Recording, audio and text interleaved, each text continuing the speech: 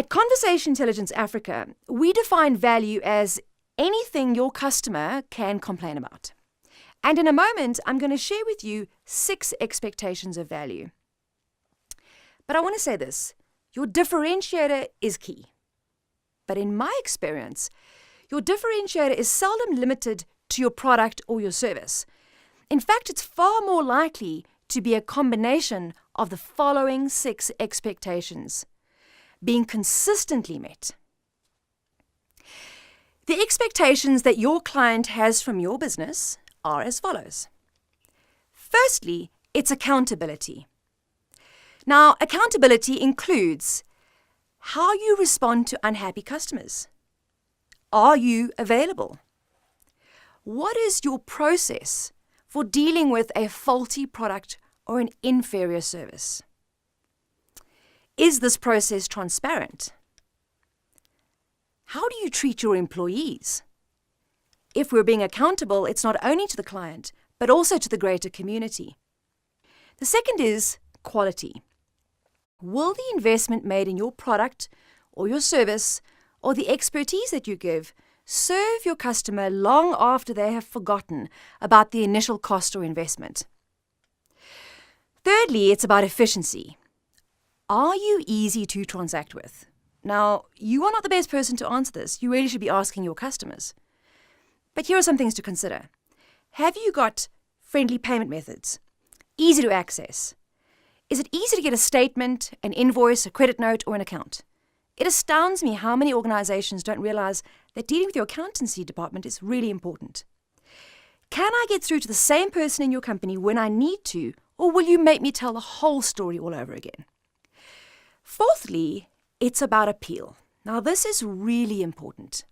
Is your brand consistent and appealing? Advertising once or broadcasting a message once is not enough. We've got to be consistent. Do you broadcast not only your products and services, but also, are you open about the commitment that you make to your clients? Everybody remembers Morkel's, the 2-year guarantee store. Why? Because they were so consistent and committed to transparency. It's rare today for a company or a business to communicate their commitment to their clients. And in my opinion, it can be a key differentiator all on its own. Is your branding and messaging appealing? Is it of the highest quality? Does the frequency and consistency of your message make me as a user aspire to doing business with you? Is it establishing your credibility? Fifth, we have to look, of course, at cost. We like to talk about cost, but cost is much more than the price of the transaction. Cost includes how much time and effort will your customer have to be investing to do business with you? Will they be inconvenienced? Do they need to make special arrangements for payment? Or will they have to allocate people inside of their business to invest time in transacting with you? And then, of course, there is price. But cost really encompasses all of these. Last, but certainly not least, is satisfaction. Contrary to what many of us believe, customers do not choose based only on price. What we really want to know as customers is, at the end of this transaction or experience, will I be satisfied with the decision that I've made, with the products or the services that I've purchased, and the company that I've supported? You see, all of these hard-earned points come together to give your customer a feeling about the value that they've gained from doing business with you. Will the experience that they have had with you differentiate you from your competitors? Will it inspire loyalty and drive that repeat business that we work so hard for?